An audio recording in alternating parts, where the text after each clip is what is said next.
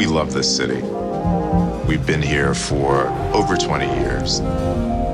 We asked ourselves, how could we grow, but at the same time, make a contribution to the New York community?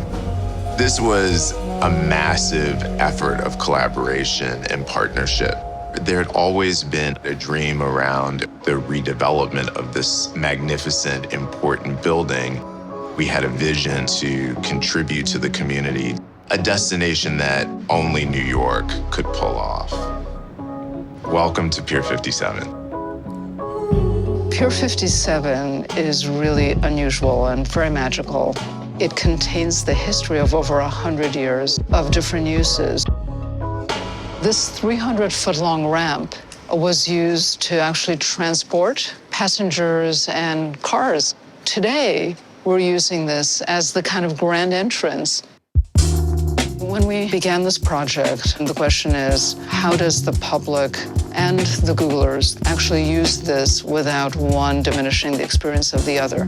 It was really important to us that this be more than just a space for Google. And we tried to think about how we could bring in New Yorkers to experience culture, education, the serendipity of being in a beautiful part of New York's history on the water. The Hudson River Park Trust will have a discovery tank so that people can actually learn more about the Hudson River. And there'll also be a series of community spaces that nonprofits can book for different uses. First and foremost, it's a place for the community to gather. This is a real step forward for the West Side in a whole new way, seeing a historic piece of infrastructure get transformed for the benefit of the community. It's like a 900-foot-long skyscraper lying on its side, stretching out into the center of the Hudson. We took into consideration that connection with nature. Every space here really has something tangible, living, experiential. And here we are at the incredible Pier 57 rooftop public park. It's part of Hudson River Park, and it's open for all to enjoy.